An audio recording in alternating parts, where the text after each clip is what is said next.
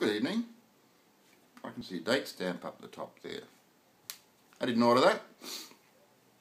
Excuse me. The snotty nose there. How do I look? Thought I'd do a serious broadcast here. We are on air. Welcome to the Queer Noise with your host Stephen Pickels, which is a completely different font. But this does flash, which is kind of cool. I'm not sure if you can see that. When I was setting up, this was kind of flashing on and off. Basically, it's a rainbow symbol in the shape of a radio wave. So I wanted to make a video response to the video which is entitled Montessori Corporation or Montono Corporation or some corporation owned by an 11-year-old kid. And I thought, well, that's interesting. Well, firstly, it was in amongst a whole lot of things about Mr. Belvedere, which is a really crap sitcom from, I don't know, 80s, I think. Mr. Belvedere.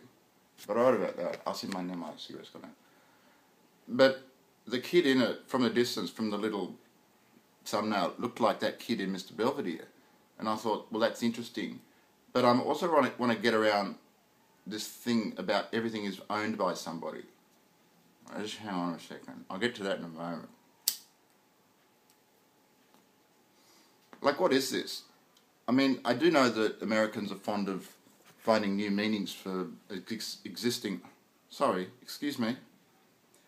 words. I will not do a retake. I will not do a retake. I'm not Anderson Cooper. I don't keep doing take after take until I get the giggles sounding just right. I'm Stephen Pickels. Quite a simple man, really. Sitting in a carved wooden chair. There's actually a lava lamp right there. It's off at the moment. Sort of like in the shape of a stalactite. Stalagmite. This 11-year-old kid owning this company. But all it is, he's at one of these TED conferences and he stands up and talks about how instead of wanting to be a fireman when he grows up, he's going to be an organic farmer. No, he didn't say he wanted to be a fireman. He said he wanted to be a football player.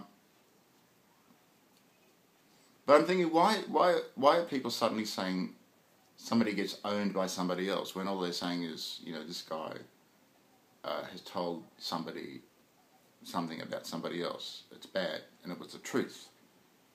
I do that all the time. I could get sued for it. But it's not this boy is owning this company at all. I mean, an 11-year-old kid owning a company would be really something. I mean, 11-year-old kids have owned companies, but not this big corporation which is apparently shipping food all over the place, all around the place, and with pigs in battery farms and whatnot. Usual bit. And so this kid he's also homeschooled, and he's quite intelligent, he's quite good, But then, so I don't want to talk about what he said, because I agree with everything he said, but I don't know why they have to get an 11-year-old kid to come out on stage at TED to say that. Oh, sorry, was I looking down there? I don't know why, I should be looking at the camera. But I can't look at the camera because I'm not exactly sure where the camera is. I'm looking at myself on the monitor. So I'm looking at the monitor. I can't actually figure out exactly when I'm making eye contact, because when I look at my eye, I can see that I'm looking way off into the distance. So I suppose if I looked over here somewhere, the middle distance. Hello? Hello, is anybody out there? Is that it? Is that you there? Is that you there? I'll have to wait and see when I get back, when I film it. So we've gone for 4:18, I still haven't got around to what I was talking about. Do you like my shirt, by the way? I don't like it. I don't know what this is. I think it's a London company. But I mean, what's this? What's that? This is totally contrary to what I wanted in a black polo shirt. But anyway. And it wasn't cheap either, but I just needed a shirt in a hurry. Oh yes, and this is my spittoon. Can you see that? Spittoon. Oh, yeah, it's made of, I don't know what it's made of. Aluminium, I suppose. Owned.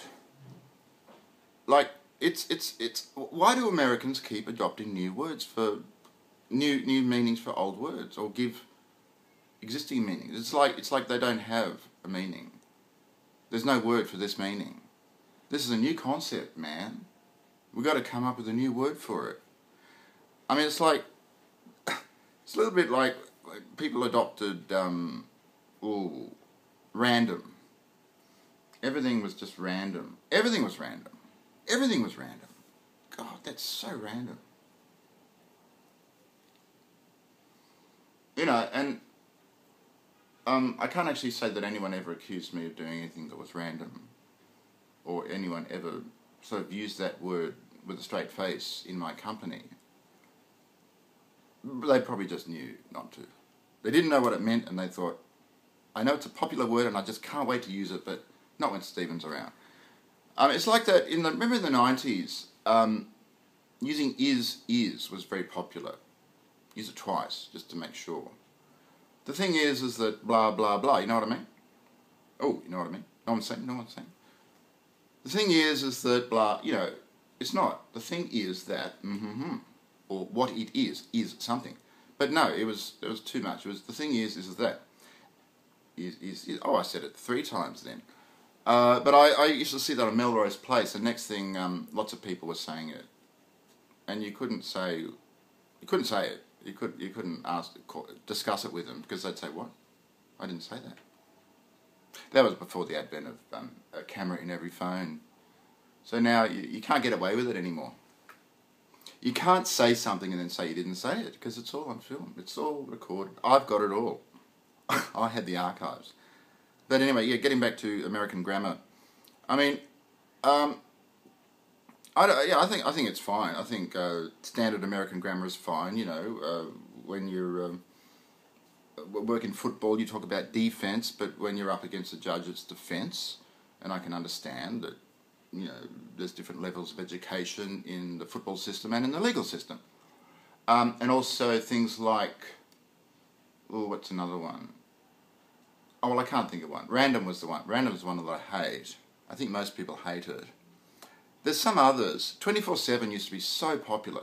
24/7. They don't say, oh, it just happens all the time. All the time, 24/7. 24/7's actually got one more syllable. So it's actually inconvenienter to say.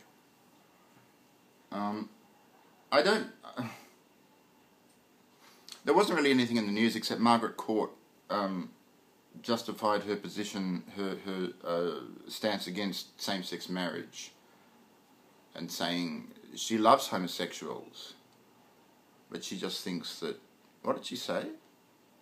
Well, she had previously mentioned that it was sick and twisted and perverted and all that sort of crap, and she said that to Martina Navratilova and Billie Jean King, I think, who were 2 famous lesbian tennis players.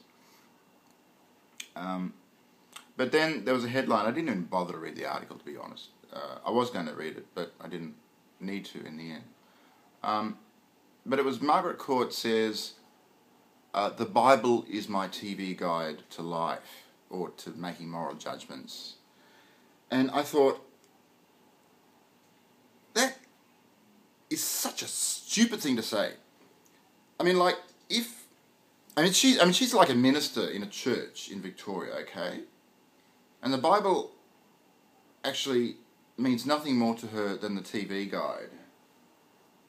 You know, as far as picking what moral judgment shall I make today? I'll just choose. 7 p.m, we can be homophobic, we can be antagonistic to nice things happening. Sorry, I'm running out of steam here. I think I might cancel. I think I might turn off now.